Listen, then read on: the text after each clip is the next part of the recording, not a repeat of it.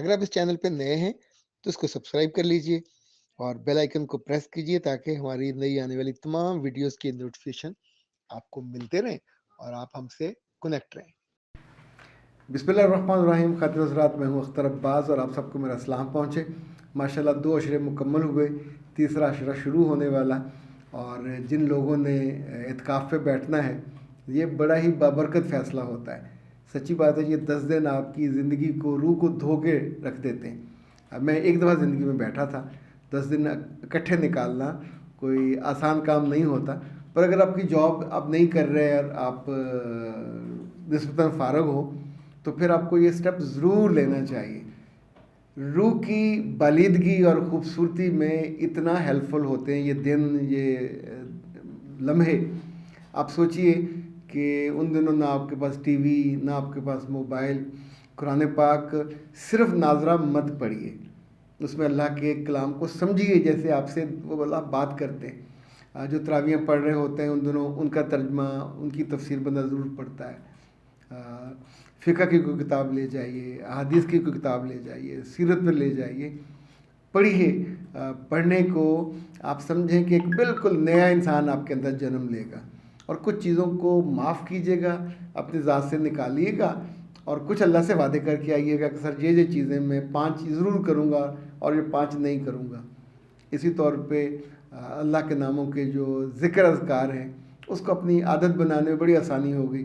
مغرب کے بعد، عشاء کے بعد ٹہلتے ہوئے مسجد کے صحن میں ضرور بندہ کو ٹہلنا چاہیے، اور گپوں میں وقت، باقی لوگوں سے بہت زیادہ دوستیاں کرنے کی ضرورت ہی نہیں ہوتی۔ ایک سائڈ پہ آپ کا چھوٹا سا وہ بنا ہوا ہے، اس میں رہیں، یا جب باقی لوگ سو جائیں تو پھر باہر ٹہلتے ہوئے تصویر وغیرہ کر لیں۔ ایک بچی نے شکریہ ادا کیا ہے، عائشہ شاہد نے۔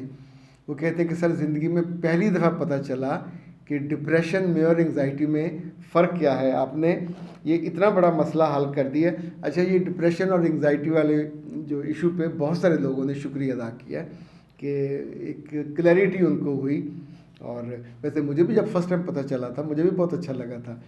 علم کی کوئی چیز بھی جب آپ کی زندگی میں آتی ہے تو آپ کو سیر سے سوا سیر کرتی ہے، انسانوں کو انڈرسٹینڈ کرنے میں ہیلپ آؤٹ کرتی ہے۔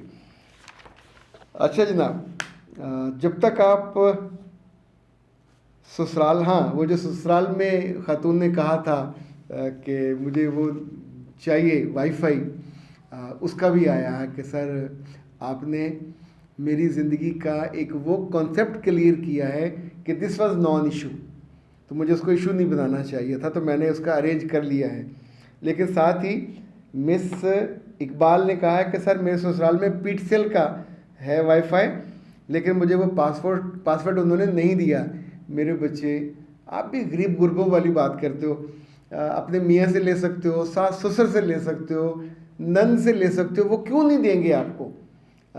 پھر بھی نہیں دیتے تو وہ جو اس کا پیٹسل کا ہوتا ہے نا ڈبہ سا، اس کے اوپر اس وقت میرے قریب ہے لیکن نہ رہنے دیجیے، تو اس کے اوپر لکھا ہوا ہوتا پاسورڈ، وہاں سے بھی لے سکتے ہیں۔ جو اس کا گتے کا ڈبہ ہوتا ہے اس میں بھی لکھا ہوا ہوتا ہے، وہاں سے بھی آپ لے سکتے ہیں، لیکن حل نکالنا سیکھیں، وہ زیادہ اچھا ہے۔ سر کیا حال ہے آپ کا؟ میں بالکل اچھا ہوں، اور سر میں معمولی طبقے سے تعلق ہے، ہم تعلیم یافتہ خاندان، یہ بتائیے کہ میرا رشتہ نہیں ہے، میں معمولی طبقے سے تعلق رکھتی ہوں اور رشتہ مجھے بہت اعلیٰ چاہیے، رشتہ مجھے بہت اعلیٰ چاہیے میرے بچے۔ یہ اتنی بچیوں کی ڈیمانڈ اور غلط فہمی ہے، تو اب میں پھر کلیئر کیے دیتا ہوں۔ رب نے جس لڑکی کو جس گھر میں پیدا کیا، وہ چاہتا تو کسی بادشاہ کے یہاں پیدا کر دیتا۔ سو ایک تو اپنے دل کو اس بات پہ جمائیے کہ زندگی کی ساری بڑائیاں، ساری خوبیاں، ساری نعمتیں جو دوسروں کے گھروں میں آپ کے لیے وہ نہیں ہیں۔ ہاں، اگر آپ کی غربت تھی تو آپ کو چہرہ آپ کو قدرت نے دیا، جسم قدرت نے دیا، ذہن بھی قدرت نے دیا۔ صرف ایک صورت ہے آپ کو اچھا رشتہ ملنے کی، اگر آپ غریب خاندان سے ہیں، اور فرینکلی بتاؤں وہ سرکاری نوکری ہے گزٹڈ والی۔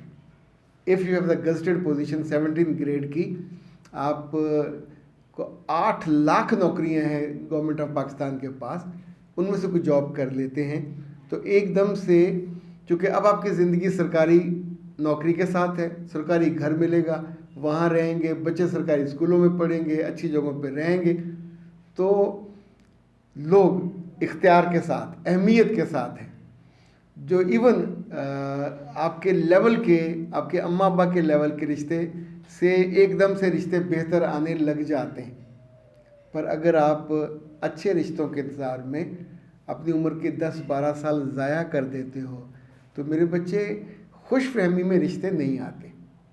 آپ نارمل سی شکل صورت کے ہو، رشتہ نہیں آئے گا۔ آپ کے والد، آپ کی والدہ کرائے کا گھر ہے، چھوٹا سا گھر ہے، تو آپ کو اپنے خاندان میں یا اپنے قریب کا، پر اگر آپ گھر بیٹھی ہو کچھ نہیں کرتے، پڑھائی بھی کی ہے کرتے کچھ نہیں ہے، رشتہ نہیں آئے گا۔ چونکہ جو بھی لوگ رشتے دیکھتے ہیں، everybody has a desire and they are willing کہ جو وہ لڑکی لے کے آئیں وہ ان کی فیملی میں ویلیو ایڈ کرے۔ ویلیو ایڈ آپ خوبصورتی سے کر سکتے ہو، ویلیو ایڈ آپ خوب خوش شکل ہونے سے کر سکتے ہو، ویلیو ایڈ آپ اچھے کردار سے، اچھے مزاج سے کر سکتے ہو، اور ویلیو ایڈ آپ اپنی پڑھائی اور اچھی کمائی سے بھی کر سکتے ہو۔